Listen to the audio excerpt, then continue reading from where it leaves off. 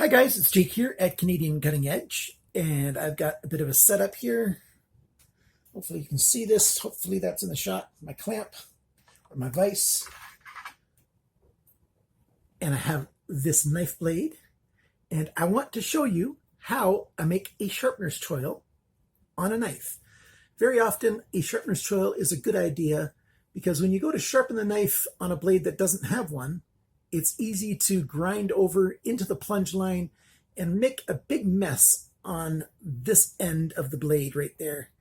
You know, just because you have to be perfect on every single stroke while you're grinding, sharpening. So if you put a sharpener's choil in there, it gives you a fudge space basically that you can work with and sharpen up to that spot without going over and making a mess. So stick around for my little demonstration on how I do a little sharpener's choil.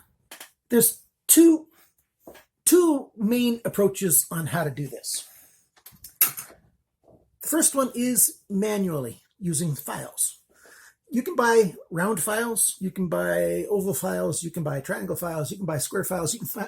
There's all kinds of little files that you can buy.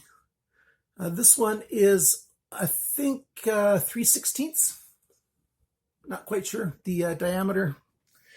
And you can use that and you just rub it back and forth until you get to the depth you want. Easy way to do it. If you're just doing one or two, do this. Easy squeezy, tiny bit more effort, save you a lot of money. Another way to do it is using a Dremel or functional equivalent, since there's all kinds of off-brands of those things right now. And that's all messy.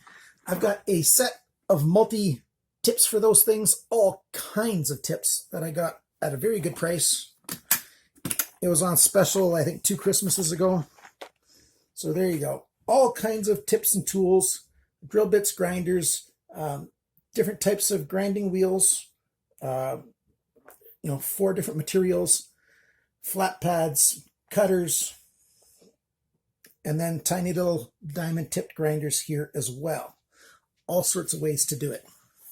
So I'm going to start it off manually, and then I will take over using some of these parts.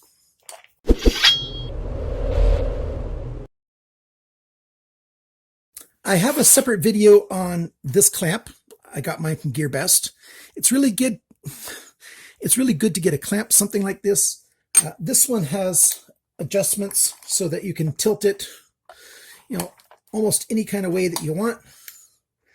And that's a really good thing. It's got a suction cup. It's not suctioning too good to this smooth table for some reason, but it stays suctioned for a little while. It's best to take your knife apart if you can. That way, if you slip, you're not going to cut anything else other than the blade. But if you can't, you can always just clamp it on somehow so that it's stable. And right there is where you want to put the sharpener's choil. So even if you're going to use your Dremel or something like that, you want to create a spot where you're starting. Very much like if you want to drill into metal, it's really good to take a punch and make a little punch mark in it. So you got a tiny little divot so the drill bit will start right at that specific spot. It's the best way to do it. So I want to take out a little bit of steel right there at the end of the choil. So, this is just going to keep falling all over the place. I'll have to hold it since I got a bad surface to clamp it onto. Actually, I got a good surface I can clamp this onto. I'll be right back. I've got this piece of glass that I use to true up and flattening my stones. I am still going to do that video. I mentioned it earlier. I still don't have my new whetstones. They should arrive, any day now, but they're not here yet. And I was going to demonstrate on those. So now it's going to stay suctioned on there.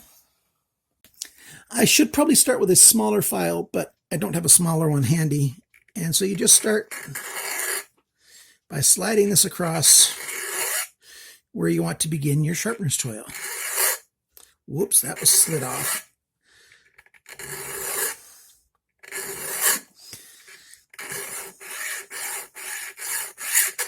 Whoop, careful. See, I slid over this way.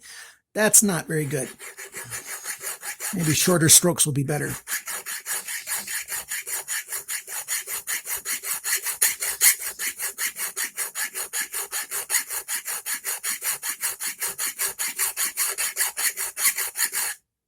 And that's how you start your sharpener's choil. Now let's take a close-up look at this. You can see right there that I've taken some steel off. So I've got a divot started. Now I can take over with my power tools and do the rest. Yeah, I got this bit here. So it's diamond impregnated and it's shaped like a cone, comes down to a tip. Oh, the plastic, not supposed to come with it. So there you go. A bit like this. Clamp it into my Dremel imposter. Unplug it when you're going to do this. And so there you go. You got the tip in there. Plug it back in. And this one has a variable speed dial right down here. And I'm going to start out at the slowest speed. Turn it on. There we go. And then just gently go on the spot where I want to work. Start slow and work your way faster as you build up confidence and technique.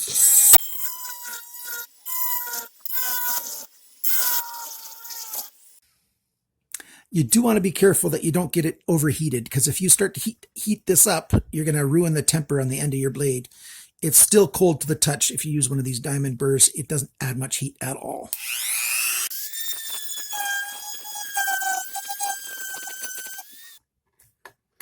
And then if you want to, you can polish it a bit or whatever you want to do to it.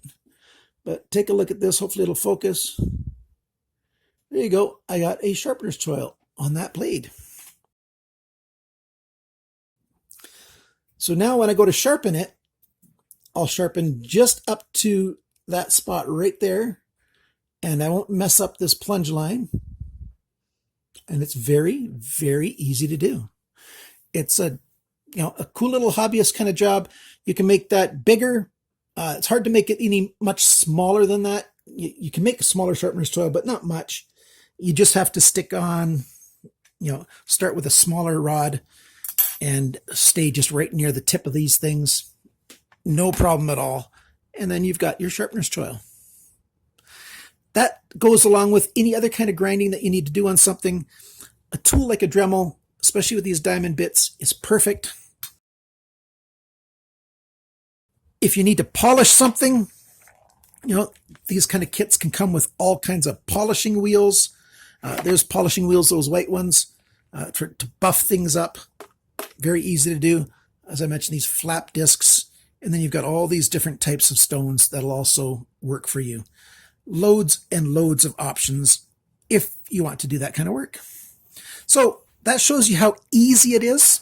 I really like sharpener's choils, and that's why I wanted to show you guys how I do that.